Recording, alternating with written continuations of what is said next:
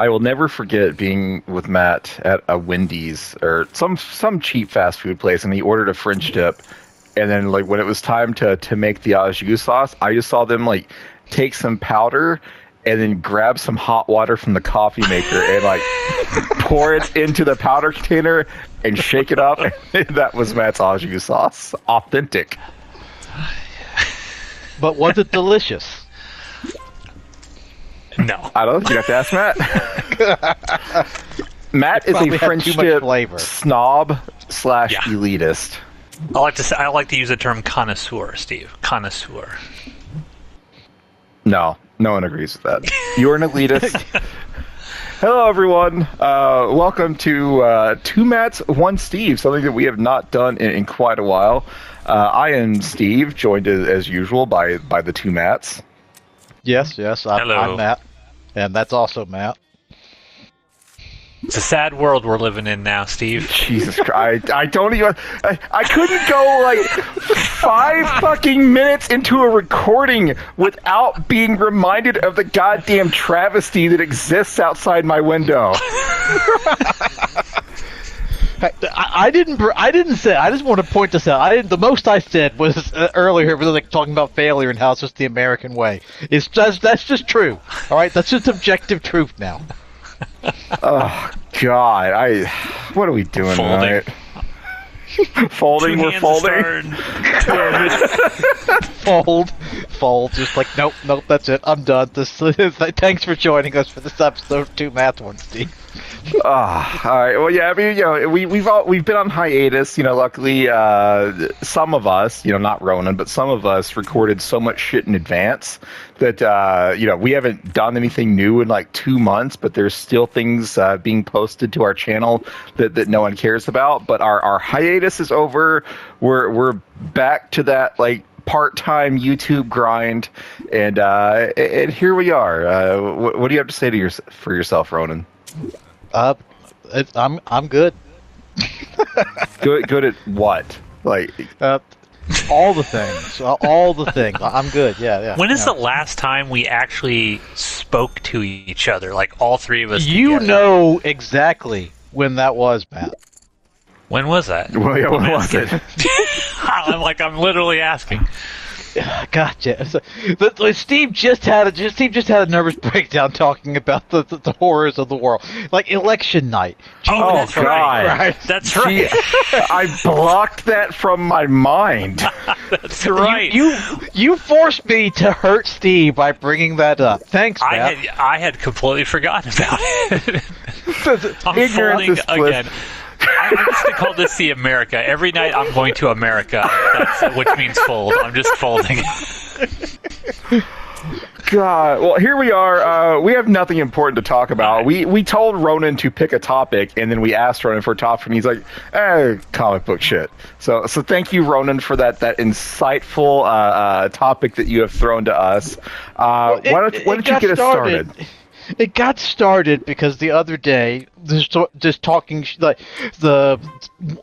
of Sony's many chair executives, this particular guy is stepping down from his position, was doing an interview with Variety where he blamed critics for why their terrible comic book movies have been terrible. He was like, "No, Madam Web's not a bad movie. Critics just decided that it was bad." It's like. Which spurred on the conversation, within our chat, as to who exactly are these Sony movies for? Not Venom. I understand who Venom is for. Yeah, but like these other who are they people for, and why do they? Yeah. Yes. Like again, that's who Venom is for. It's for those people exactly. But who do these other movies exist for, and why do they exist? So, which went into a conversation, which then got into the whole, well, this would be a good Two Bats, One Steve topic. So here we are to go back through that conversation again in real time. Yeah. Stating that might have been a good Two Matts, One Steve conversation was probably a mistake. Yeah, but we're also in a post-truth society, so Ronan just outright lied to us. Yeah. Yeah, it's fucking bizarre this Sony Spider-Man bad guy but good guy universe. Like, you killed your previous Spider-Man franchise because you made a movie that was essentially a commercial for all of those villains, and no one cared and no one wanted that. So then when you abandoned the Amazing Spider-Man franchise, then you went all in on fucking, well, let's have this terrible idea come to life. No one gets it. I mean, the main answer is, I think Matt pointed out in our chat, contractual obligation. They have to do X amount of Spider-Man stuff at X times to keep that license forever. And so they're just going to turn out garbage. In perpetuity. Well, this is true. Like, I don't know the exact number. I don't think anybody no one except for like lawyers at Sony and producers honestly know the exact number of how many movies per year. But the kind of going thing is it's at least 5 or 7. Like they need a movie in production at least every 5 or 7 years, something like that. But the Venom movies meet that criteria. It's like Venom's 1 through 3 solve that problem. Madam Web, Morpheus the Living Vampire, and Kraven. Morpheus. Morbid Time do not fit that pattern. Like why do those movies exist? This was an attempt to make a Venom, a villain verse. I can tell you why. So Venom. Now, for full disclosure, I have not watched any of these movies. I haven't seen the Venom movies. I haven't seen Madam Web. I haven't seen Kraven, and I haven't seen Morbius on principle.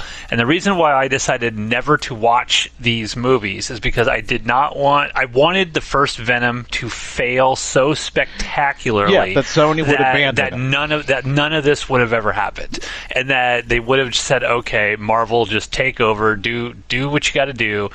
That's what I wanted. Now, unbeknownst to everybody, people are like, holy shit, for whatever reason, Venom came out, and it made almost $1 billion or some shit. It was crazy amount of money. And so when you have stupid people who don't know anything about comic books, that are running big, giant conglomerate studios like Sony, who just think, oh, what's Venom? Who is that? No Spider-Man in that? And it made $1 billion? Well, shit. What other characters can we pull out of Spider-Man's thing? Oh, I got it. Morbius. It's a vampire. It's a vampire. It'll be like Blade. It'll be amazing. It'll make tons of money, and we'll introduce Madam Web because it'll introduce all these other spider people, and we can start bringing them into different things. And it failed spectacularly. And good. I'm glad it did. It's also important to note about the time that Venom got announced and was in development. That was around the same point that Sony initially said, yeah, we are taking Spider-Man back and we're not redoing our Disney deal, which was right after Far From Home, wasn't it? That was the point where Sony was like, yeah, we're taking Spider-Man back, because Venom had just made a fuck ton of money and emboldened them to say, we don't need Marvel anymore. They fixed Spider-Man for us, so we can take him back and we can break him again. Because that's what we do, unless we're making a cartoon. I'm trying to look at the release date order of all the Spider-Man movies. So, Amazing Spider-Man 2 came out in 2014, but when did Spider-Man Homecoming come out? Well, the first Spider-Man was Civil War too, because that's actually when he entered the MCU. I don't know if that feels like 2016, 2017, something like that. Somewhere around there, yeah. God, remember when we were excited for Marvel movies? Oh, Jesus Christ, a lifetime ago. Spider-Man Homecoming. Well, let's see when Civil War came out. Yeah, 2016 was Civil War, so... Great I guess year. When it talks about, quote-unquote, in production, again, we're not lawyers, so who knows what the actual legalese says, but... Typically, from what I've read, it's something has to go in production. It can't be hey, we're going to make a Spider-Man movie in 3 years. Technically, we're in production on it. It literally has to be somebody is writing a script and doing that kind of stuff. So if you're looking at Amazing Spider-Man 2 came out in 2012. It was probably in production at least 2 years before that, right? So in 2010-ish, we can say. And then if Civil War came out in 2016, so yeah, you're looking at about 4-5 years that a Spider-Man thing has come out. What I find kind of interesting is the fact that it's whatever the contract says. If it's true, Ronan, that Venom meets all of their obligations, then that contract would have to say you don't have to put a Spider-Man movie into production.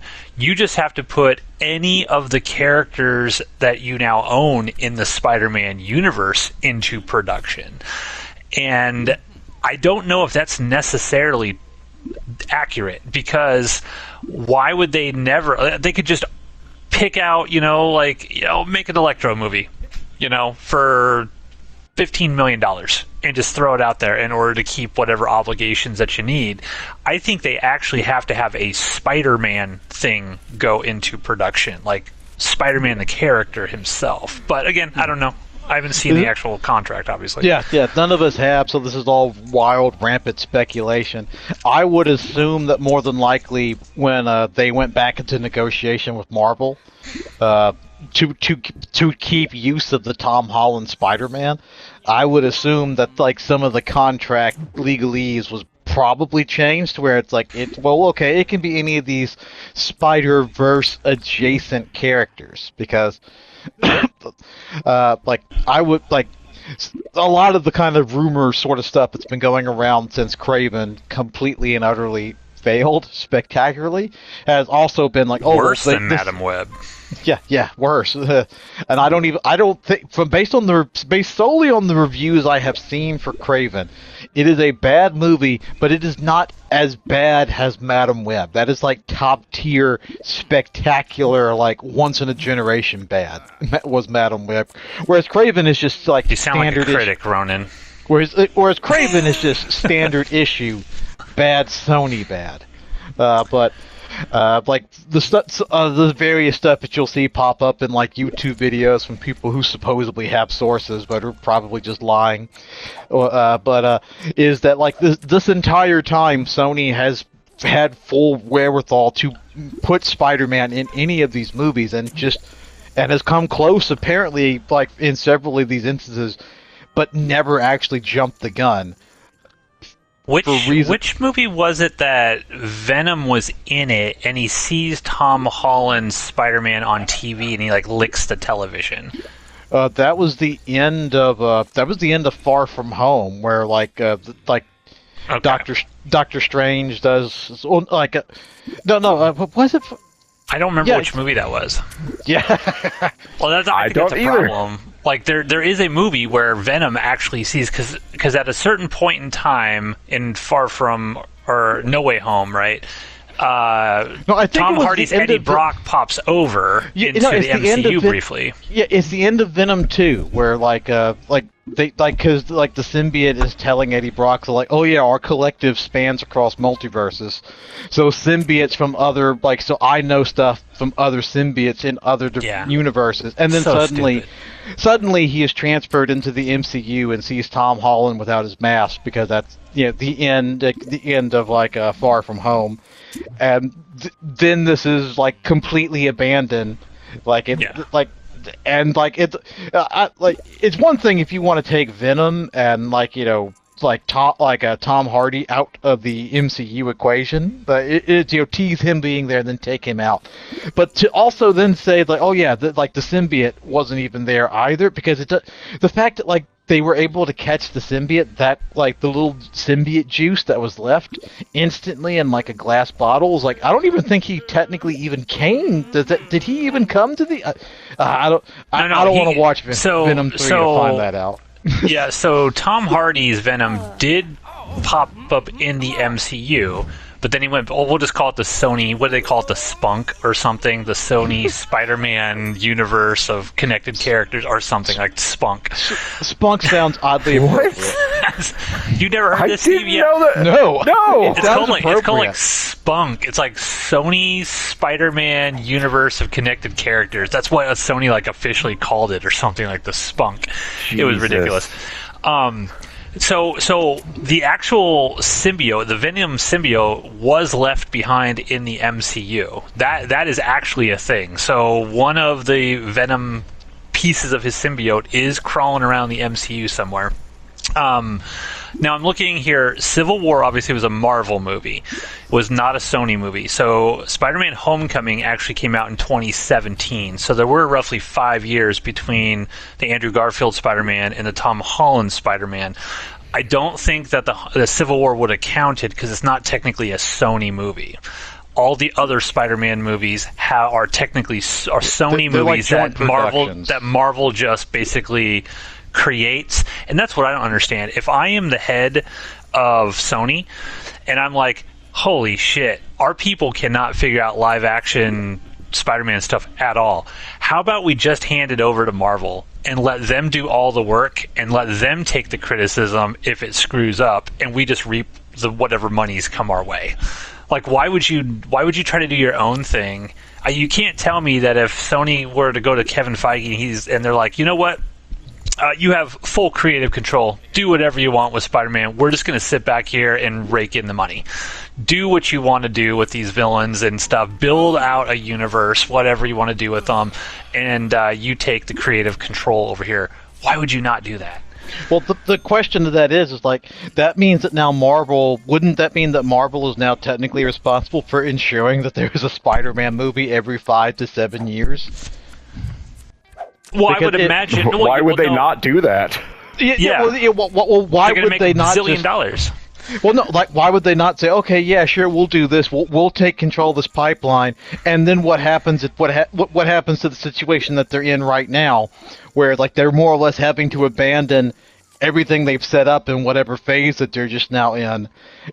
And what happens if that would have included Spider-Man, where now it's like, okay, well, now you're probably looking at, like, 7+ years between, like, you know, the last Spider-Man movie and the next one. Like, that means that now, like, you know, if you are Sony, you have just now lost the license to Marvel because they didn't put a movie in production. I don't think so, because if Marvel's, like, intentionally slow rolling and not putting a Spider-Man movie out, guess what? If I'm Sony, I'm like, okay, fuck you. We're just going to go make our own thing then. Well, you know, if you don't do it, we're going to make our own thing. I wouldn't say this is intentional slow rolling. This is just, oh god, we fucked up so bad. We put all our hopes in Disney Plus and we failed. Oh my god, I can't put. Well, this is a simple solution. So Sony goes to Kevin Feige and says, you want to do this? And Kevin Feige's like, hell yeah. And Sony's like, okay, you can do that. Just sign something that says, you know, we don't lose the rights. Contract. Yeah, we don't lose the rights if you can't get your shit together. You know, and sign the lawyer sign, and away we go. Like, I just don't get why you wouldn't let Marvel and plus let's say Kevin Feige and Marvel fucked everything up and they made horrible films with Spider-Man in it. Guess what? No one's blaming Sony then. Everyone's going to be blaming Kevin Feige and Marvel for doing that, because, like, well, Sony didn't have any problems. So guess what? Sony in that event could swoop back in and be like, you know what? We're going to take Spider-Man back. Clearly you've been fucking this up, and now we're going to take him and do our own thing with him. Thank you very much, MCU. Good day. Good night. See you later. So Sony, if you're listening and you need someone to run your product, we will do it for like a low 7 figures. For sure. Absolutely.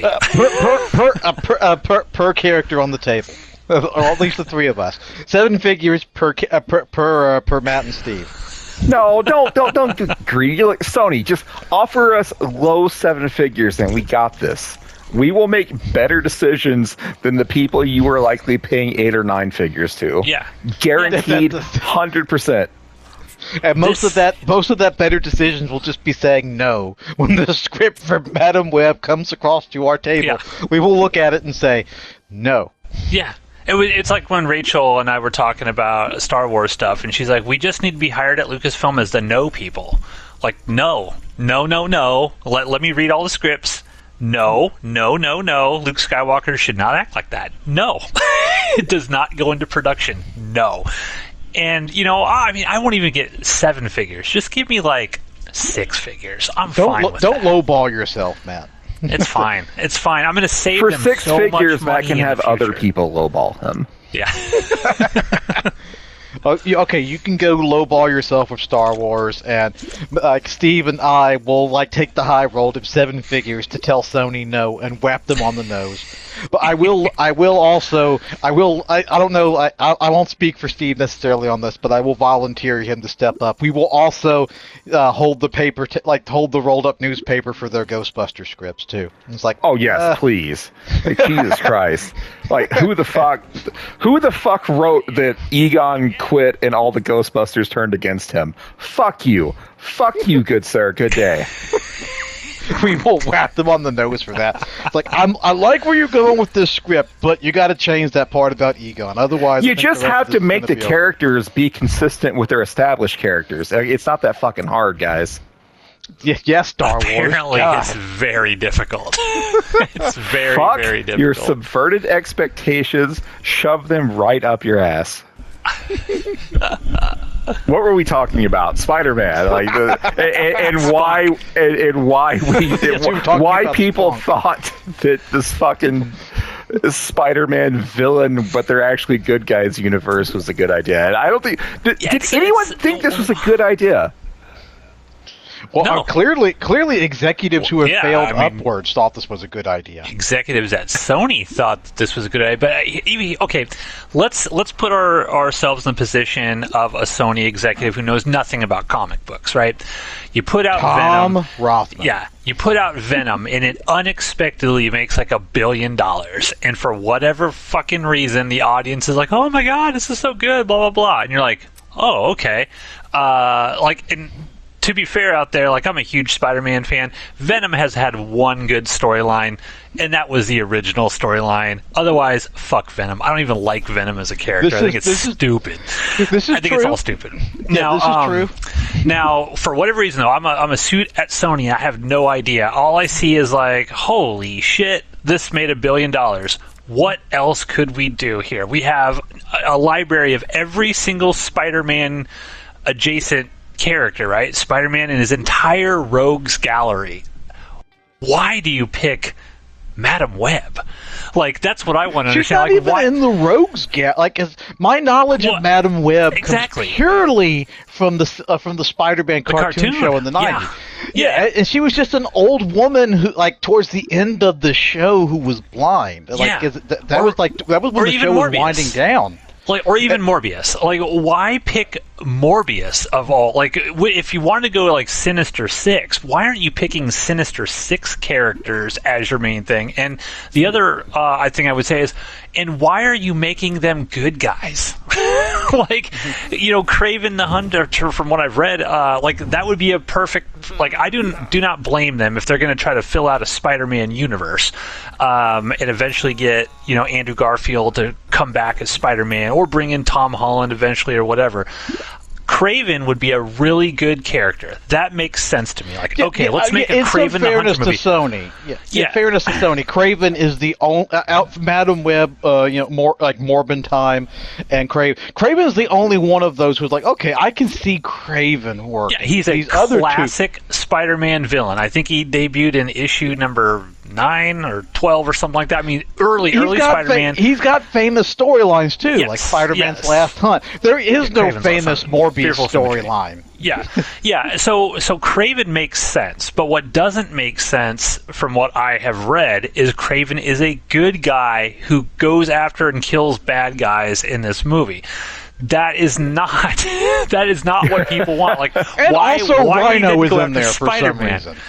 Yeah, it's they're just doing it all wrong, and that's what I don't understand. You have 7 figures, Sony. 7 figures is all I want to whap you on the nose with the newspaper. And Matt will take high 6 figures. Yeah, we'll cut you a deal. Shit, I'll go low 6 figures, Sony, just to be able to put my stamp on all of this. No. For example, high 7 figures for Spider-Man, low 6 figures for Ghostbusters, and you can do whatever you want with Star Wars. We have established this. Way back in the day, years ago, one of these alleged properties that Sony was developing into a movie was going to be a Black Cat film. that's another thing that makes a lot of sense, because Black Cat is a major antagonist and love interest of Spider-Man. So it's like, okay, establishing this character, but you cannot make these characters good guys. That's the problem. But how do you make a movie about just a horrible, evil, bad guy who wins at the end? It's like, how do you do that? Why didn't they just, if they were going to be like, okay, we want to build this out, why don't they just create their own new Spider-Man that's not Tom Holland? Let Tom Holland stay in the MCU and do his thing. You've already established a multiverse. Fucking the Vulture from the MCU crossed over into the Sony Spunk universe for reasons. Still no one has any idea how the Vulture ended up in the Spunk. Nobody knows. It wouldn't shock me if eventually they just try and pretend like that didn't happen. No, well, the whole universe is over. The Spunk is over, allegedly. But why wouldn't you just like create, okay, or Miles Morales? You're having huge success with the animated Miles Morales movies. Why don't you just introduce Miles Morales as your live-action cinematic Spider-Man and then build up all of these villains around him? Why these sort of like four-dimensional chess trying to get Tom Holland to come over into the Spunk to interact with all these shitty characters that no one gives a shit about, and back and forth? Just create a new Spider-Man, or bring in Andrew Garfield. Bring him back. Like, you have a million fucking options here, and they chose the worst option every step of the way, much like 75 million Americans. But, you know, that's how. Why do you keep hurting Steve, man? His name is not Michael Biehn. Leave this man alone. I don't know. It seems incredibly stupid, and actually, I'm now bumping my figure up to 8 figures. Sony. I feel like I heard at one point that the original plan was maybe for Venom to just be the Spider-Man of that universe, because he's gooey Spider-Man. He can do everything Spider-Man does. Like, I heard at one point that was it. It was just going to be the Venom verse with Venom fighting Spider-Man villains, which I don't know if that would have worked. But that feels like a better idea than turn the knockoff Sinister Six into good guys.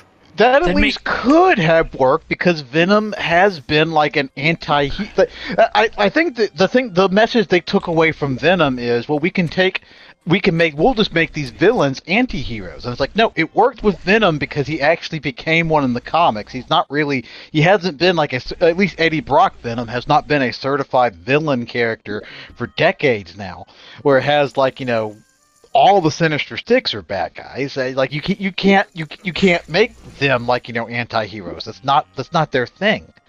But that's the only thing I can think of, is that's the lesson they took away, is we'll just make them anti-heroes, because they also saw that Deadpool was like, you know, this hero anti-hero kind of character. We'll make our characters like that. You know, they're edgy and kill.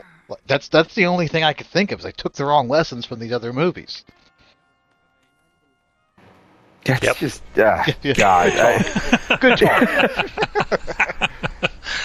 Sony, I don't know what they're doing, because their animated films are amazing. Those 2 animated Miles Morales films, and I, as you guys probably know, and I'm sure I've said this on stuff about it, I was very, very against, like, Miles Morales and bringing in all these different Spider people, and they actually convinced me. Sony actually that first was Into the Spider-Verse. Yeah. I went in that very skeptical, and I was like, I'm gonna hate this, because to me, like, this whole sort of multiverse, everybody's Spider-Man now, just kind of lessens the uniqueness that was Peter Parker. It's like, okay, well, what's unique about Peter Parker anymore? There's an infinite number of Spider people everywhere now. I went into that completely skeptical, and I came out of that loving it. I was like, okay, you've sold me. Like, you've made this whole world work where I thought it couldn't be done, and it worked great. And the same thing with I think, was it Beyond the Spider-Verse was the second one. Loved them. I fucking love those. Just keep doing stuff like that, but live action. Take Miles Morales, make him your live action Spunk Spider-Man. You don't have to incorporate. I mean, one of the things in Morbius, like one of the screenshots is Jared Leto like walking down an alley, and it's the Tobey Maguire Spider-Man. Yeah, it's a Tobey Maguire version though, and it's like, what the fuck are they trying to do here? Like, is it Tobey Maguire? Is it Andrew Garfield? Are they trying to bring in Tom Holland? Again, no plan. They just thought, hey, we're gonna make $1 billion on every single one of these movies, and it's been internet rumors since the first Venom movie that there was a film scene with Tom Holland in that movie. That scene has never popped up, and there's never been like a confirmation. So but there's also been reports that said Kevin Feige nixed 7-2 offsuit all in. Oh Jesus Christ! Hell yeah! Good work, Steve. I don't know if you got this, but good work. He does not got it so far. I do not got it. You have successfully Air Force. In 3, 2 pairs, Steve. Well, the hand that won was a pretty a Q on a. Look, I did what is legally required of me when you get a 7-2 offsuit. You did what needed to be done, Steve. My first hand of the night was 7-2, but it was spades. I didn't have the offsuit. No. No. You did what you were honor bound, and you performed your duty, Steve. You will be taken to the gates of Valhalla, shiny and chrome. Thank you. Continue with the conversation. Okay, so I have a question. We all agree Sony's stupid. They made a bunch of stupid decisions, and all their CEOs should be fired for high doing 8 that. figures. Yeah. Now. So I'm interested in what comes next. So, what would you rather see happen here? Would you rather see that the next Spider-Man movie, which would be Spider-Man 4, whatever it is, actually follows up on the, hey, a part of the Venom symbiote stayed in the MCU, and we get an actual, like, real live-action version of the original Venom storyline, where Venom is actually a bad guy, and Venom does, we have the whole Eddie Brock, we have Peter Parker kind of exposing Eddie Brock's bad reporting and stuff, and he's going to go kill himself, and, all of that. Would you rather that happen, or would you rather them just completely ignore the fact that the Venom symbiote is in the MCU, never shall it be mentioned again, and Spider-Man goes off and does, whether it's a big sort of huge crossover thing with Doctor Strange and everybody, or kind of like a, hey, we're just going to follow Peter in New York dealing with shit on kind of like a street level kind of scenario. What do you want the next Spider-Man movie to be about? I think it makes, if they're ever going to touch Venom in the MCU, I think it makes sense to do it now when Peter is kind of having to start over and a lot of the world is now against him. Like, maybe he's trying to, rebuild his life, and now suddenly there's an evil Spider-Man, or, he's being forced to be evil to an extent. I think either do Venom now or never ever touch it. It's like it would. You can't have Venom showing up in fucking Spider-Man 7. Like, Tom Holland is going to run out of shit to do eventually. Oh, I don't think it'll be Tom Holland anymore. I think what they would do is they would recast somebody new in the MCU would be playing Eddie Brock. I don't think it'd be Tom Holland, or Tom Hardy. So I disagree with you. I don't think that they should do the Venom thing now, because part of the whole original Venom storyline is Peter's change towards the people that he loves, right? So how he treats Mary Jane and stuff when the symbiote starts taking over. Right now, nobody knows that Peter Parker is Spider-Man. Like, nobody has any idea, and I think you have to have that core relationship issue of how you see Peter Parker starting to change as the symbiote is kind of taking over him in a way. I would much, much prefer... Now, they're not going to do this because they got to set up Secret Wars. So they're going to bring Doctor Doom into all this shit and all that, because you're going to have that moment in MCU when Tom Holland recognizes Robert Downey Jr. and he thinks it's Iron Man, but it's actually Doctor Doom or some shit like that. They're not going to pass that up. What I would love for them to do is just a very small, contained, street-level sort of thing with just him trying to deal with the fact that nobody remembers who he is. He doesn't have any friends or allies anymore, and he's trying to rebuild his relationships. You could even, in a way, I could see a good way that they could introduce a Gwen Stacy at this point in time in the MCU, as kind of like the foil. Maybe Mary Jane just does not. Fuck it, all in again. Oh shit! Okay. I've America'd my hand again, so I'm out. That's what I would like to see. Yeah. But that's what I would like to see. I would like to see a small, contained storyline. You could maybe bring in Daredevil or something. Team up with Daredevil to take down Kingpin or some shit on the streets of New York. And I just don't. I don't want Spider-Man with every single movie he's in to be this gigantic world cataclysmic event sort of thing. Like No Way Home was awesome. It was like a perfect Spider-Man film for Spider-Man fans. We don't need to do that level again in the next one. He needs a movie to breathe and then bring in Venom. Because again, you're going to have Secret Wars coming up, right? Perfect time for Peter Parker to get the Venom symbiote during Secret Wars, which is what happened in the comics.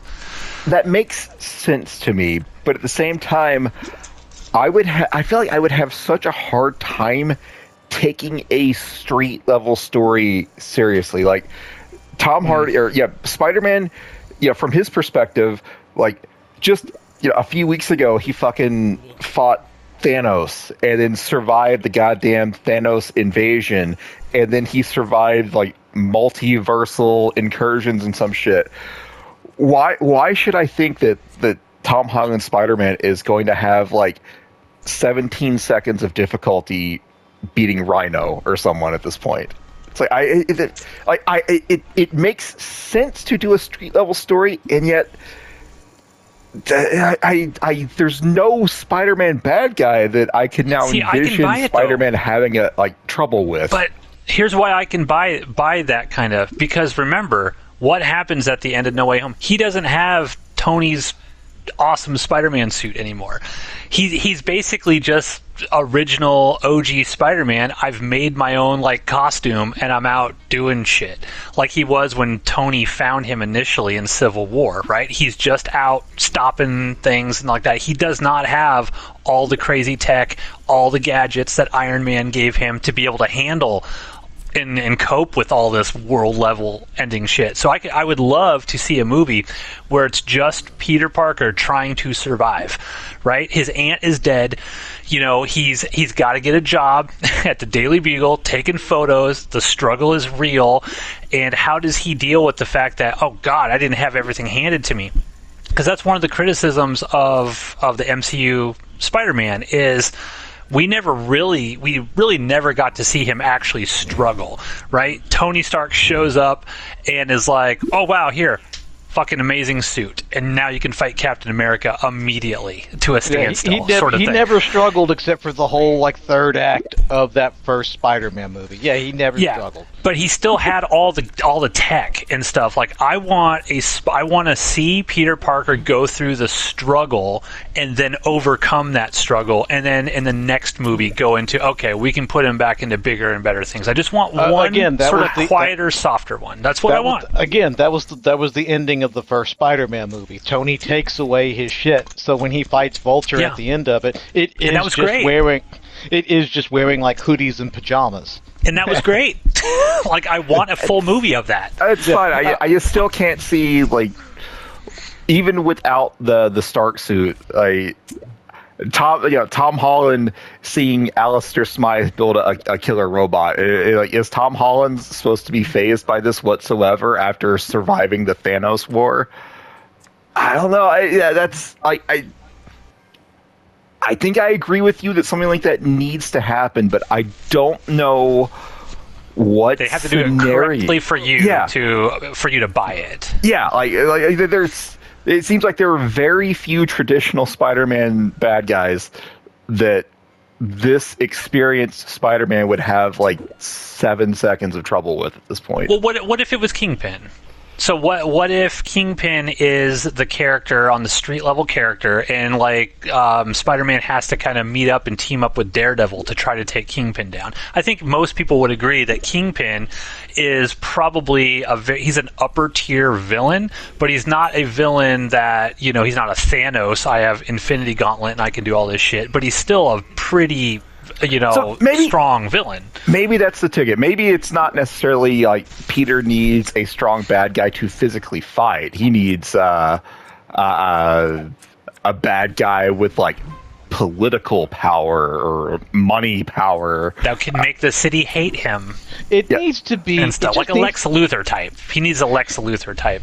Honestly, it just kind of needs to be like a good, well-written sort of story. So if you're going to, first of all, because I never got asked for my 2 cents on what I would do with the new Spider-Man story. Anyway, go ahead. What I would do with the new Spider-Man story. So I'm just going to interrupt and just like start talking and answer the question. Like I'm not entirely confident that I think that like Marvel's got it in them at this point. But hypothetically, let's suppose that Marvel got its juice back and actually got its shit together and started, getting us hyped and excited, to see Marvel movies again. If you've got Tom Holland set up for another trilogy of movies, at this moment I don't think he is, but you give him a big enough stack of cash and he probably would. So you're setting him up for another 3 set of movies. My understanding of the way, like at the end of No Way Home went out, was it wasn't just that people forgot he's Spider-Man. People don't remember who Peter Parker is regardless. He's completely and 100%. No family, no nothing. All of his friends have forgotten him. So what you do with a new trilogy, you don't just end the first movie with having him get back together with MJ. Maybe you can have him be buddies, like friends with, get some of his friendships back. But like the Mary Jane thing, that has to be earned through another trilogy of movies. You gotta build back up to that. You gotta earn it. So your first movie where you can have your street level Spider-Man who just has silk pajamas and his web shooters and that's it. No Stark technology. They've already set up a villain who I think could work. We're going to pretend like Vulture, like all that bullshit with Vulture never happened, because they set this up in a stinger at the end of the first Spider-Man movie that never went anywhere. Scorpion. Let's bring back Scorpion. Let's bring back Matt Gargan. And you know what else Matt Gargan can tie into? The fucking Venom symbiote. Yeah, that's true. See? That's true. See how it all ties together? So Matt Gargan would you have Matt Gargan working with Vulture. So it's like Vulture using the Tinkerer. Vulture's in the spunk right now. The spunk is dead, man. We've established deep in the spunk. We've established that spunk is gone. All right. Before all is said and done, we're going to start talking about jizz whalers too. But so the spunk is gone. So you establish Matt Gargan. He's out of him and like a Vulture get out of prison. He meets back up with the Tinkerer, and he gets his Vulture suit back, and then they make a nice suit for Matt Gargan for Scorpion. So you have this scary Scorpion suit back too, and that could be your first movie. It's a more kind of street level thing. They're just robbing shit, and that's a good way to get Spider-Man back onto it. And that's how you build it back up again, and you earn it through its trilogy of movies. Maybe at the end of the movie, the symbiote is introduced, so that way we have a full second movie to show how the symbiote is corrupting him. Similar, so instead of what Sam Raimi was forced to do, where in one movie we have to introduce the symbiote, show it taking over him, show him separating with it, and then the also symbiote. If they do Venom, it has to be Venom is make it an arc. Yeah, that's the movie. You cannot have a million other villains in there. That original Venom storyline is good enough on its own. It can be its own movie. You don't need anybody else in it. And I'll tell you, I like where you're going with this, Ronan, because what I would also do is I would introduce in Spider-Man 4, I would introduce Miles Morales as a character, but don't make him a Spider-Man. Don't do any of that stuff. Introduce him as a character. Now, technically, by the time exists somewhere. Because this was also established in the first Spider-Man movie. Because the Prowler says, the Prowler mentions he's got a nephew. Introduce him in Spider-Man 4. By the time Spider-Man 6 comes out and is released, that'll be 10 years down the line, right? And Tom Holland will probably be mid-30s, maybe pushing 40. I don't know exactly how old he is right now. Perfect time for him to bow out. So what do? I love that. You have to earn the whole MJ thing. So over the span of those 3 movies, guess what happens at the end of Spider-Man 6? It's going to make every Spider-Man fan happy. MJ and Peter get married. And then Peter goes, they ride off in the sunset. Miles Morales then takes over as the primary Spider-Man. And then you can have, perhaps down the line, Tom Holland appear to help out in a movie or 2 here and there, if he's got to dust off the web shooters or whatever. Because that's the whole thing, right? Like, everyone wants to see Peter Parker and Mary Jane married. Except Marvel. Yeah. The people at Marvel don't want that, but every fan does. Have them get married, they go off, do their thing, maybe MJ is pregnant. There's a whole, I think it's called Family Values or something like that. There's a whole comic line where it's like Peter and Mary Jane get married, then he has a kid, and that kid has spider powers and stuff like that. Set that shit up for all the way down the line. That's how you take Tom Holland out, you introduce your new Miles Morales leading the way, and you're good to go. Yeah, and you can properly build up the Venom symbiote. And you know what I would also do? I would give Tom Hardy a fat stack of cash to bring him in as Eddie Brock, because but you don't make him fucking goofy and stupid like the Sony movies. Yeah, he's got to be. He's got to be Eddie Brock from the comics. Make him imposing and scary. Yeah, maybe not necessarily scary. Make him imposing. I know the man can do it because for all the shit that the brain mask and the brain for all the shit that got, the man was a great Bane. When he's playing, he's a great actor. Yeah. Yeah, when he is playing that kind of intense character, it is fucking great. So bring him keep him around as Eddie Brock. Introduce him into it. Don't tell anybody he's there. But, you got him in the background, so this way you got, by the end of your new Spider-Man trilogy. He's a reporter trilogy. At the Daily Bugle. He's a reporter at the Daily Bugle in Spider-Man 4. Maybe Spider-Man's freelancing, right? Taking photos and things of that nature. And you just have a quick J. Jonah Jameson just happens to be in there and say, and he just... he's paying Peter, whatever, lowballing him like I am to Sony for his photos, and then J. Jonah Jameson just yells off. Someone was like, "Hey, has Brock done anything with that Sin Eater story yet? Get Brock on the line. I got to talk to him about the Sin Eater thing." That's it. Every Spider-Man fan will be like, "Holy shit, that's it." Spider-Man 5, that's when you introduce Venom, and that would probably be all around the Secret Wars and shit like that. But they're not going to do that, guys. They're not going to do what we want. They're going to introduce fucking Doctor Doom in Spider-Man 4. They're going to do it. Doctor Doom will be in the next Spider-Man movie. I guarantee it. I don't know what it's supposed to go into production. It is supposed to apparently go into production. I don't know if this 2025 or it's either 25 or 26 is when they're supposed to start work. I think it shoots next year at some point in 2025. Yeah, which means they must have a story. You would think. Knock on wood. I would assume, and I would also assume that because Steve, how much time do we got left? I mean, I can start and stop the recording whenever, but you got 10 minutes left on this one. Ronan's going to go into a soliloquy here. We got to give him time. Ronan, do I need to pause now and resume? Are you about to go on an hour-long rant? I don't know. That's why I was wanting to. That's why I was wanting. You know what? I'm gonna pause and restart the stream. Hang on. Pieces of shit. All right, we're back. Ronan's bitching. Yes, I am. I'm fucking furious. Who is molesting their microphone? That was me. I had to take off my hoodie. Ronan's getting me all hot and bothered with this Spider-Man talk. yeah, because it was a fucking great idea, wasn't it? It was. I'm giving you props. It was a very good idea. I agree with long-term story planning. That's the way you do it. Long-term booking. WWE. Yes. Yeah, that's WWE, not AEW, Tony. This is how things are done. You plan things out in advance. Back to Spider-Man. Yeah. Go on your rant, Ronan. Go ahead. So if it's like I'm not like I would assume, because I don't know at this point how much of what Marvel had originally planned. Like how far back did they know they were going to ditch the Kang Empire stuff? Did they know it wasn't working before? All of his legal shit. Because you mean when the ants defeated Kang the Conqueror?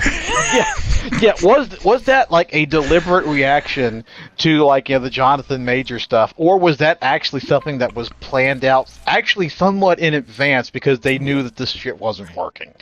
The kind of question is okay, so they have a Spider-Man movie in development. They've got these other things in development. They've got stuff like Blade that they've just is just gone now. We haven't abandoned Blade, but we're totally gonna it's vaporware. And by the time you get to it, it's will your actor be young enough to do it? Because he's already a little this is where I kind of getting to is how much of the plans that Marvel had sort of kind of set up have they just had to abandon or completely retool? Where the fuck where the fuck are the Eternals? There is a giant fucking hand sticking out of the earth right now. What the fuck is going on with any of this? I think I read that's supposed to be addressed in the new Captain America movie next month.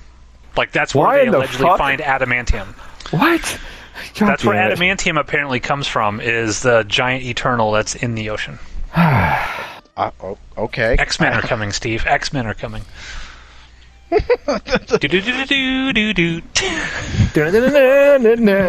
Anyways, Ronan, continue.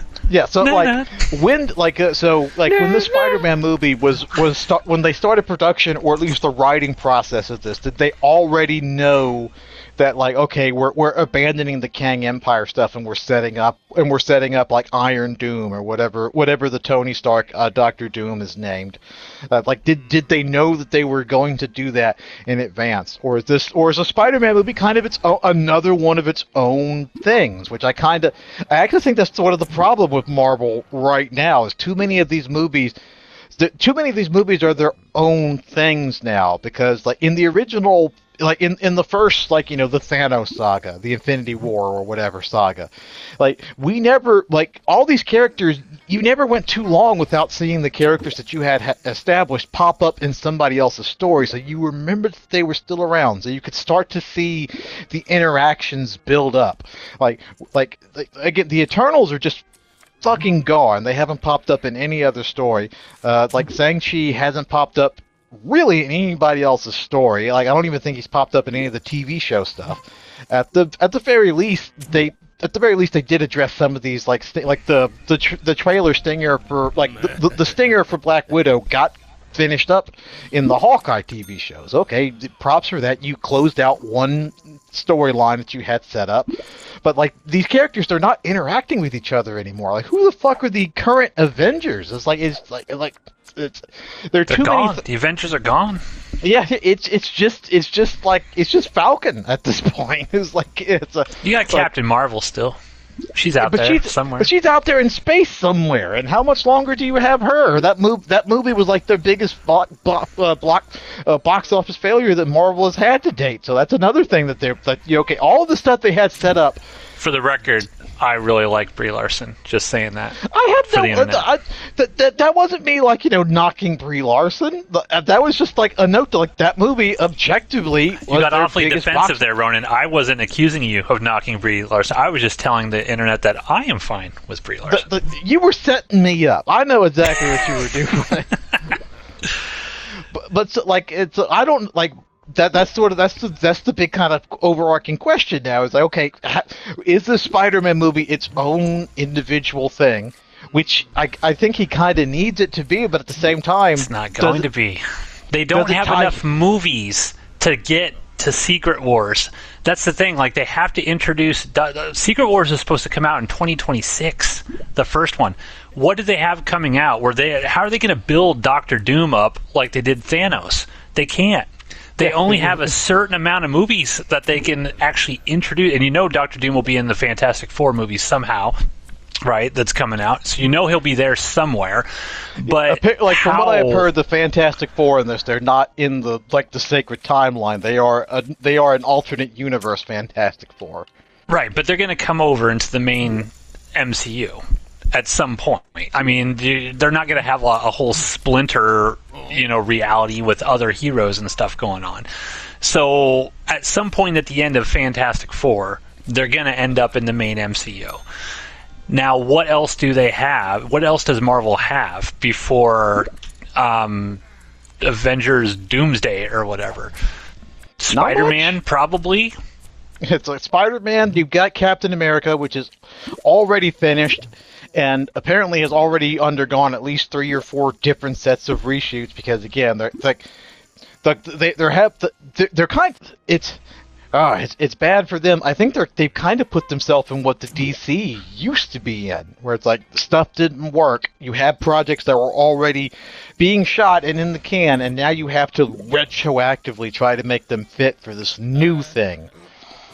It's like that they can't, like, it's only going to be getting by on the fact, like, oh, hey, it's Robert Downey Jr. coming back, but he's not Iron Man.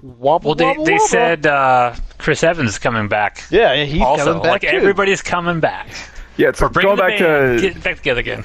Going back to like one of Rodan's original questions, like, was this always the plan? I think absolutely not. I think they hit the panic button multiple times since Phase 4 or whatever, like, flopped so hard. Yeah. I'm just, again, in terms of like you don't like Robert Downey Jr. and Chris Evans are like behind a glass panel with a little hammer next to it, and you break that in the case of emergency. You don't hit that glass if things are going well. I wonder if there was enough. How many boxes break in case of emergency? Like, oh, Hugh Jackman, Wolverine. God damn. Jack on the river. God damn it. Like, Hugh Jackman, Wolverine had to be inside of one of those little glass boxes too, in case of emergency. Break for Wolverine. Here's the thing. As long as they don't fuck it up, they have the X-Men that will take them through the next 2-3 phases as long as they don't fuck them up. They haven't Marvel even been introduced. I see, dude. I know, and that's the thing. I'm just like, how in the hell are these Avengers Secret Wars and stuff coming out so soon? Like, Doctor Doom is the kind of villain you need to build up to, and people need to understand like how evil this guy is and how he can basically beat every hero if he wants to beat them. And my fear is it's just going to go straight into, here's the big bad. You're just gonna have to assume he's this amazing thing because his name is Doctor Doom and he has all this history in the comic books and whatnot. We're not going to show you anything.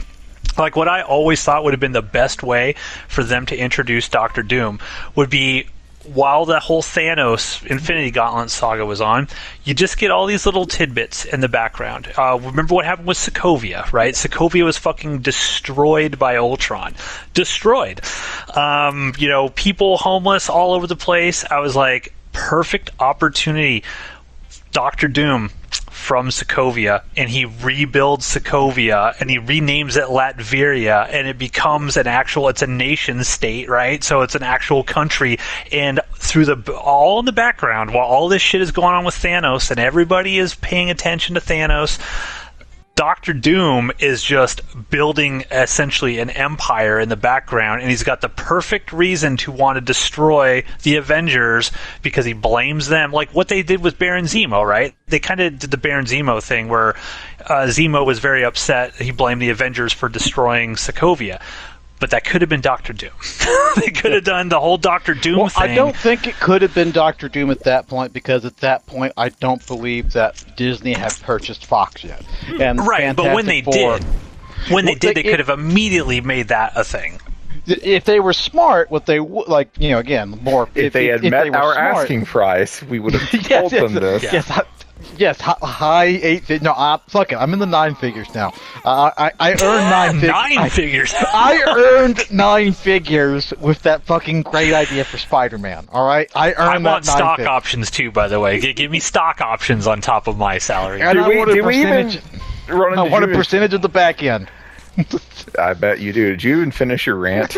Did you complete your thoughts? Well, what I was about to say was, if they were smart with, like, Doctor Doom, the way you introduce that is you use these fucking stupid TV shows that ended up largely going nowhere. Like a Falcon and the Winter Soldier. That was supposed to be the thing that told you about how bad the world got during the snap. And like, if you were smart, and by this point they had access to the Fox stuff, you would have started laying out the thread that while during the snap, that's when Doctor Doom started building up power when the world was at its weakest point.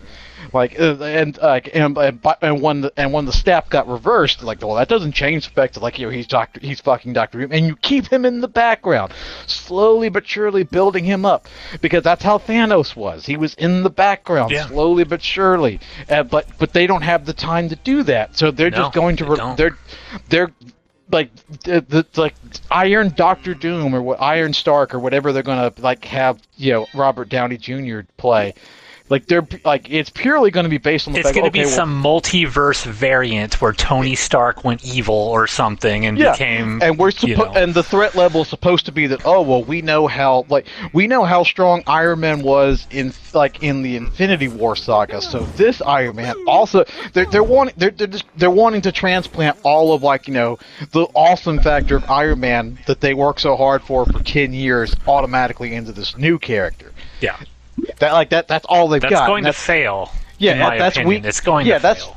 That's weak storytelling. At best, it'll be, I guess it was all right, and at worst, it's going to be a Sony level fuck up. Are there going to be two Doctor Doom movies? Are they still doing Secret Wars and Doomsday? Yeah, they're doing Doomsday, and then Secret Wars comes out the next year. So basically, they're essentially introducing Doctor Doom's going to basically create Battle World by the end of Doomsday, and then Secret Wars is going to be everybody from every universe is all on Battle World, and we got to take out, Doctor Doom. At least, everything that you all are suggesting about Doctor Doom is correct, but at least he's getting 2 movies. It's not going to be another Ultron situation.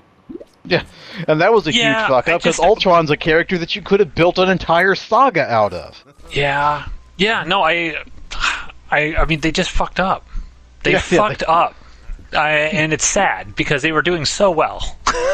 They were doing so well. And that's the thing. It's because the X-Men, they're going to have to introduce the X-Men in Secret Wars or Doomsday or something. And how are they going to explain all that? It's just that they're trying to compress the timeline quickly to get the X-Men into the MCU. I'm just like, I don't even know. Are they interested in the X-Men, or do they just want to have Hugh Jackman and Deadpool at this point pop up? Kevin Feige said that there's going to be X-Men popping up in multiple MCU movies next year and the year after. That's good. But they should have been doing that. They should have been doing that throughout the Phase 4 or whatever it is. Yeah, we've established they fucked up. But damn it. there's gonna have to be some sort of X-Men thing in the Captain America movie next month. And that's what's funny about that movie is there's no buzz for that movie at all. This Captain America movie, and they're gonna have to establish so much about what's currently going on in the MCU. If the rumors are true that this Eternal or whatever, not Eternal, Celestial is filled with adamantium, and the whole plot revolves around the U.S. government trying to secure the adamantium. Well, that's going to lead eventually to Wolverine, Weapon X, and all of that weird shit down the line. But how are they going to introduce all these characters so quickly? Certainly we can't have the X-Men fighting in Avengers Doomsday and Secret Wars. Eventually they're going to want the X-Men versus the Avengers storyline. That'll be the end game to all of that. So how do you do it? I just don't even see how it's possible to do it. I mean, do you think in properly? Secret Wars in Battle World, is it the most recent Secret Wars 2 or whatever, where they pull bits and pieces of other universes and combine that into one universe? Will they just be like, oh, hey, here's the area of Battle World where we pulled in the X-Men world, and they're just there? Is that what they're going to do? It seems like that's what they're going to do. I mean, yeah, I guess we're going to have all these really old fucking actors playing X-Men stuff again, and then they'll just introduce maybe that's how they introduce X-Men in the main thing. Something happens, some giant energy event, Doctor Doom does whatever, triggers the mutant gene across the world or some shit like that. Yeah. You're thinking too. You're not thinking cynical enough. It's not gonna. It's like you got to get a lot more cynical with this. I'm thinking that they're just gonna go for more kind of nostalgia bait. So what it's good like it's gonna be okay. This is why you're gonna get your Hugh Jackman and your Deadpool. But let's go deeper. This is where you fix the mistake that movie didn't do. This is where you bring in Nick Cage, Ghost Rider. Why? Because it's Nick Cage and he's weird. Let's bring him in because we're bringing in all these other units, and there's a little bit of nostalgia bait for that. You got to get real fucking cynical here. See, I don't want any of that. I do not want any of that. I greatly enjoyed Deadpool and Wolverine, but I am tired of all of these movies involving multiverses where the whole point of the movie is just, hey, remember this other stuff we did. I'm over it. Even if they want to introduce X-Men by just saying that, oh, hey, we pulled in a chunk of the X-Men universe, and now here they are in Secret Wars. I don't want the old cast. I don't want Hugh Jackman. I don't want anyone from the original X-Men movies. I don't want anyone from the First Class universe. Just give me new X-Men. I'm tired of dipping into the well. I agree. I'm not arguing. I'm just saying, like, you got to get, like, I'm just saying, like, we need to get real dumb. We need to get real fucking cynical here. It's like, I would hope that Kevin Feige, of all people, would not be that cynical. I would hope. They're because desperate. Honestly, yeah, but you've never tasted desperate before. I know, Matt. but they've already got Chris Evans and Robert Downey Jr. coming back. Do you really need Nick Cage? Is that going to give you an extra $50 million at the box office? I don't think so. I think they're going to completely rely on Robert Downey Jr.'s charisma, and he's going to be a selling point here somehow. I don't know how you even cast Robert Downey Jr. when he should be behind a fucking mask the entire movie because he's Dr. fucking Doom. I do not want to see a maskless Dr. Doom running around the entire time. You're gonna. Just accept that. It's going to be an Iron Man suit with nanotech with a nanotech faceplate that always comes off his head. Maybe he's got a scar. Is he going to be like Doctor Strange level sorcerer also? Like, how do they explain all of this stuff to like a normie who's like, who is that? Who is that? They had 10 years with Thanos to get people ready for what Thanos was, the threat that Thanos was, over many, many movies. 27 movies or whatever. How do they confer to an average normal person who knows nothing about Doctor Doom, who is arguably Marvel's greatest villain in all of their comic history?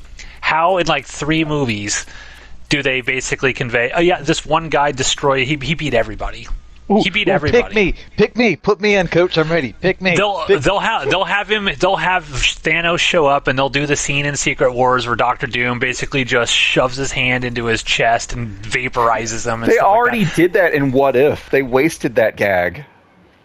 Oh, they did? Yeah, in What If. In What If, there's an episode where Ultron.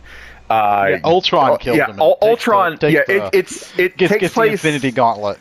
Yeah, Ultron won the Ultron movie and gets like the Infinity Gems, and Thanos walks through a portal and Ultron just immediately cuts him in half.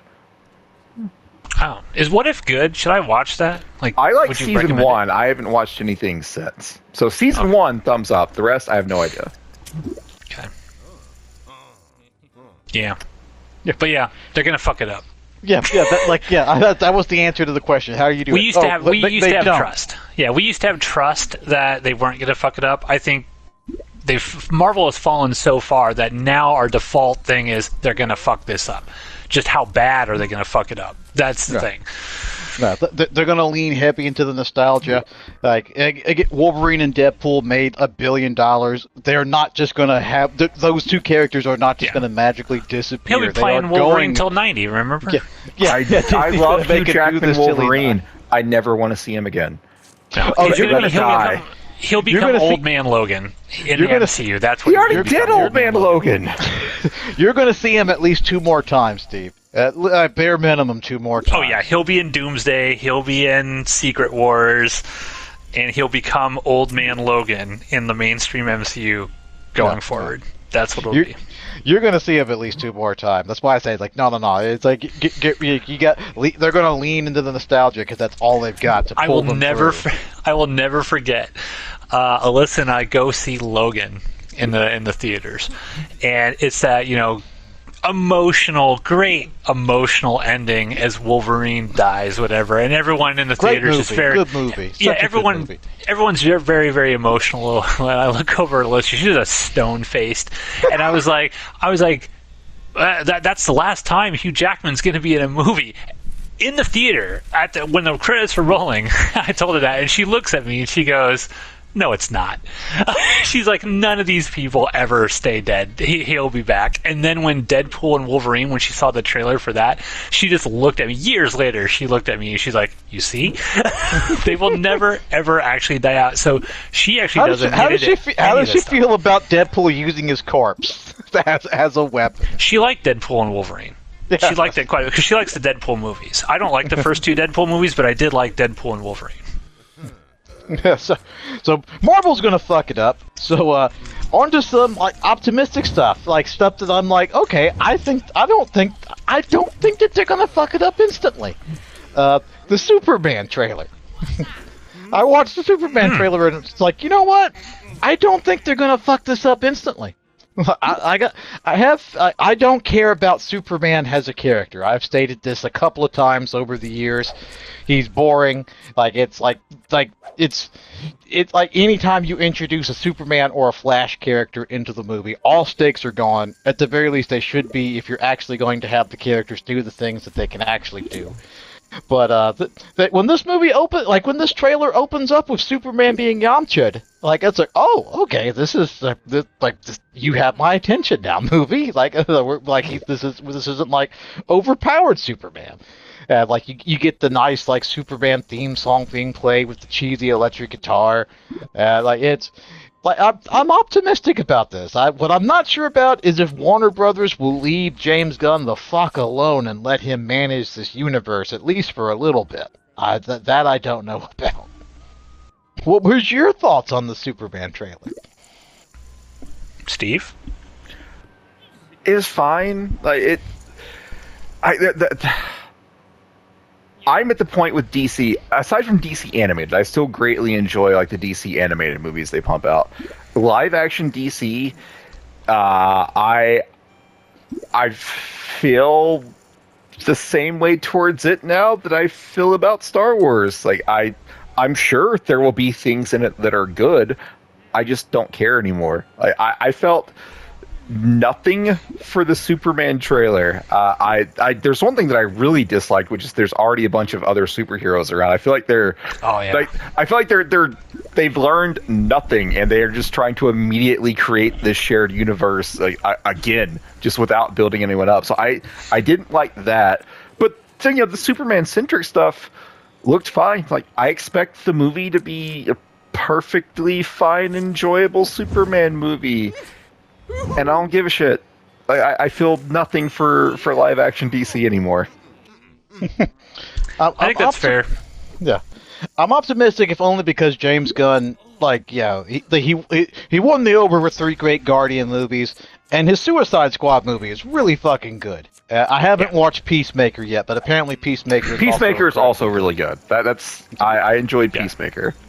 I think the thing about James Gunn is he's not going to Rian Johnson Superman, right? He's going to give you the traditional classic, Christopher Reeves type Superman portrayal that most people want to see, because James Gunn actually respects the characters as opposed to just some random suit at Sony or Lucasfilm or whatever who doesn't respect the characters. But to your point, I thought the trailer looked good, but again, I don't give a shit about Mr. Terrific, Hot Girl, Guy Gardner, Green Lantern, Crypto. I'm like, there are so many fucking characters in this trailer. Just in the teaser trailer, there's so many. You got Lex Luthor.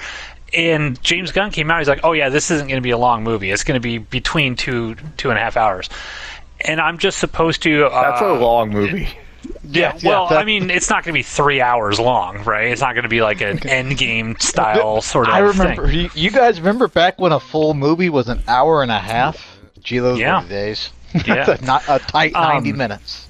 I think that Superman is a character to me. I really don't care about Superman either. I was never a Superman fan growing up. I just don't care. Most of the DC characters, I didn't read those comics when I was growing up because they just seem so...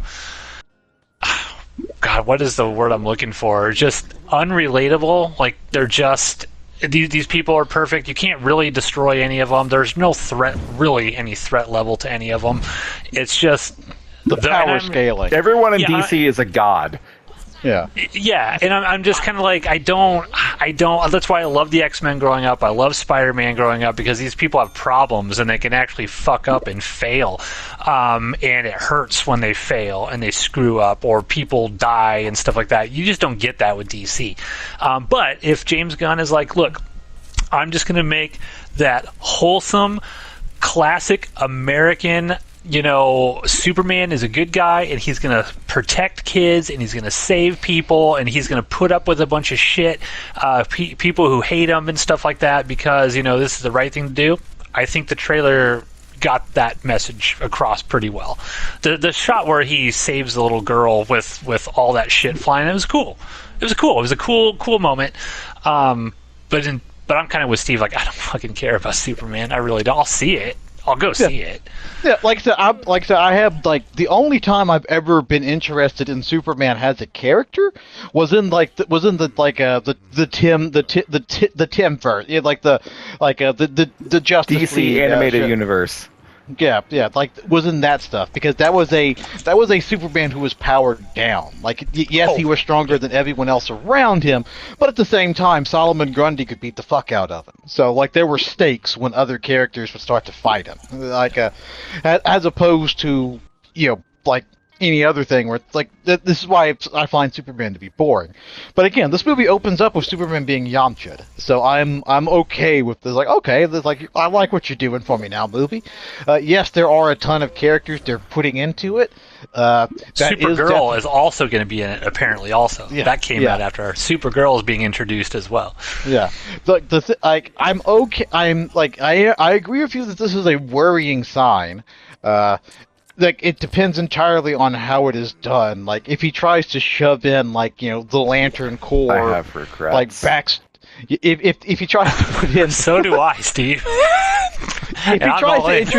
If he tries to go and explain the Lantern Corps in this movie, or give them their in-depth backstories, then it's definitely not going to work. But if it's just a simple, for example, I know a kind of a Marvel thing, the first Ant-Man movie, they introduced Goliath in that movie, but it's just a pass-away thing. He's there's Lawrence Fishburne, he talks about how it's back when I was doing it, I got to up to 15 feet, and that was it. He was gone after that. He exists in the universe, and there he is. So it's if these characters are only in it for maybe 5-10 minutes, if that, but they've been introduced. Okay, they're here. They can pop up later on, but they're not the main focal point of this story. Then that's fine. It's a very your world building in the background. Okay, I know in the background Guy Gardner is there. You got to explain to me why it is that the Lantern Corps isn't helping out with everything. As long as they explain that, I'm okay with it. It definitely looks better than that fucking, headache-inducing slop that Zack Snyder was doing. Yeah, and Superman's not going to snap people's necks in this, which I think is a major bonus for everybody who actually likes Superman. while yelling savagely. Yes. Now, I have a question for Steve. Steve, what was your take on the news that James Gunn has greenlit Mike Flanagan's Clayface standalone movie, which Mike Flanagan has said it's going to be a $40 million body horror film.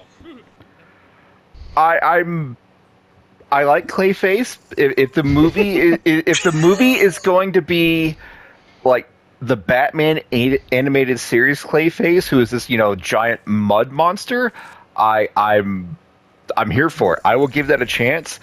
I don't know. Again, I don't really trust DC. DC could just as well be like, oh yeah, we're gonna make a Clayface movie by one of the Clayfaces from the comics that aren't mud monsters. I don't know.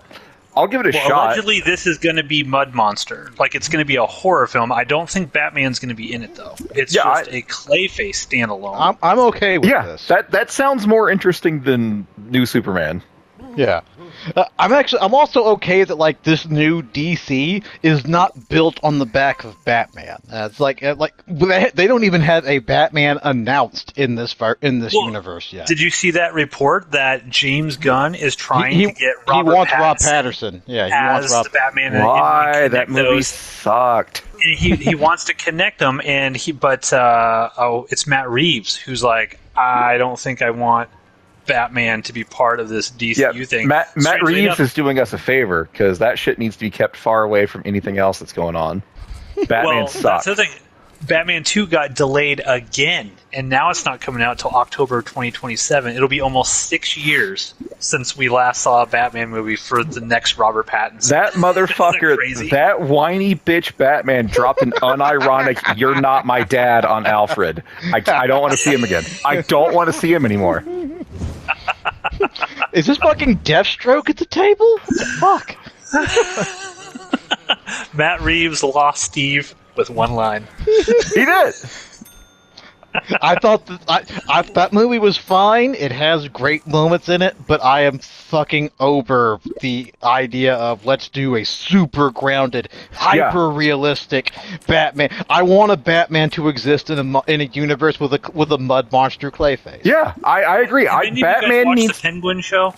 No. I don't care. Now, I want Batman to be allowed to exist in a comic book universe. Like, my ideal Batman movie would be like Christian Bale Batman fighting like the Joel Schumacher Two-Face and Riddler. Like, Batman should not be the only one wearing a comic book suit. Yeah, I agree. Like I want to and the Matt Reeves Batman does not fit that bill. Like it's one of those hyper realistic, no fun is allowed in this universe, like Batman movies. It's perfectly fine, and I'm over it. It's weird because we saw that work so well. Tim Burton was able to blend both of that really well. And Tim Burton hates comics, but somehow he accidentally did it okay. I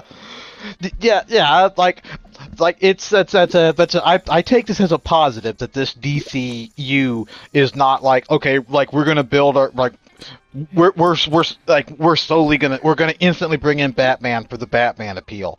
No, have a Wayne Tower show up in the background somewhere so we know, oh hey, Batman's out there somewhere. And then later on you can have you can cast somebody who's gonna be really good as your Batman, but make us you have to make us like your Superman if your DCU is ever going to work. We have to like your Superman. It'll be interesting to see if when Superman comes out, whether they make any mention of a Batman running around out there somewhere, because it would be weird. Obviously, James Gunn is like the Superman. It's not like an origin story, right? The Superman is already out there fighting bad guys and saving I think people. It's young Superman. He's only been doing it for a year or two, like year one or year two Superman or something. Yeah, but is Batman out there doing it yet, or does Batman only become Batman as a result of seeing all this crazy shit that's going on with all these superpowered beings? Like, how are they going to introduce a Batman into the new DCU, I guess? I'm like again, all you have to do for world build. I don't need to hear somebody talking about, hey, did you hear about the bat in Gotham City? I don't need to hear any of that. Just just in the background, let us see, a Wayne Towers thing or Wayne Tech, something like that. That's all I need for right now. It's literally all I need, because that's going to let me know, oh, hey, Gotham is out there. Like that's subtle world building. You don't have to have like somebody in the background loudly talking about like, oh, there's some clown freak in Gotham. I don't need that. I'm gonna fucking cringe if I hear that shit. I just let me know that Gotham City exists, and then once you have this universe better established, you can start to throw in some Batman stuff. Like right now, I don't need it. Right now, you have to make me like your Superman. Because you can't you can't have a DC universe with a Superman that sucks. Like Henry Cavill could have been a great Superman. He was kneecapped by Zack Snyder, and like his weird Ayn Rand version of Superman. He got kneecapped by that. He could have been a great Superman. Like that was good casting. Bad material for him to work with. You don't like your Superman, so your DC universe is crippled at that point. Fundamentally crippled. You have to make me like Superman. Like that's a tall order because I think Superman sucks, but it can be done because I like Superman in those Justice League shows.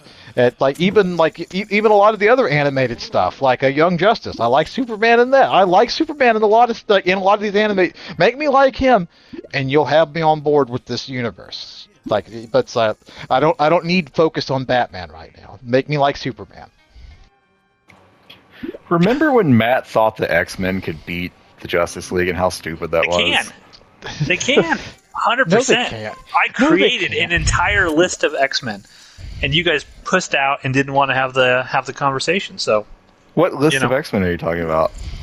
I'd have to go into my notes and find it. This was months and months ago. Well, we're talking about it now. Why in the fuck do you think?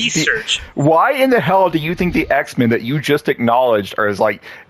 Marvel was the king of showing people that actually have like flaws and whatnot. Mm-hmm. Like, why do you think they could beat the guys that we just acknowledge are all gods with no weaknesses? Yeah, DC is about gods trying to be mortal. Marvel is about mortals trying to be heroes. That's the because in a heads-up fight with the parameters of this, where you pick your 5 Justice League members and I pick my 5 X-Men members, and they just fight. We're not worried about, oh, you have a problem in your love life, or you got fired from your job. But that's what you were arguing, though. You were arguing that Superman would hold back, and therefore the X-Men would win. But then it's like, our argument was, well, yeah, like if the parameters you're establishing is no one is going all out, or one side is not allowed to go all out, then yeah, the X-Men might have a chance. No.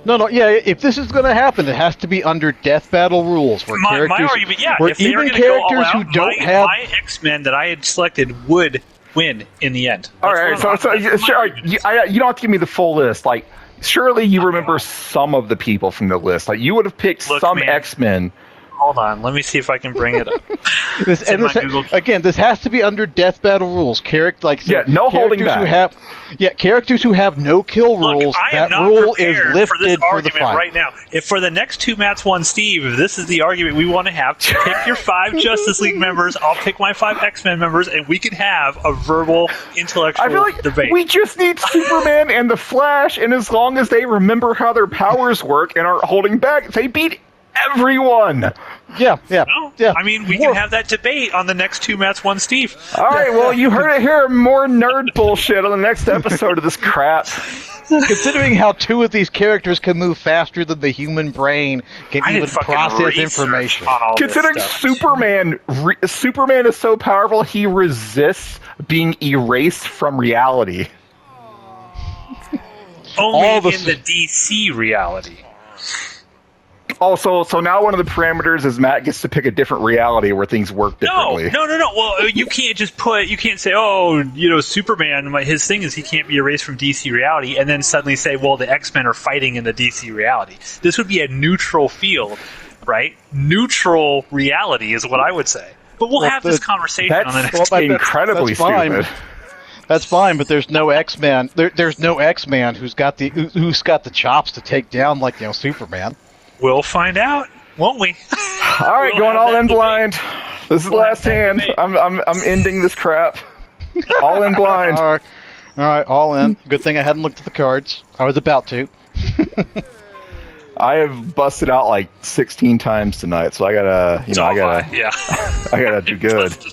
I haven't busted out at all, but this is where it changes. This is where the sadness creeps in. Yeah, come on, people, join us.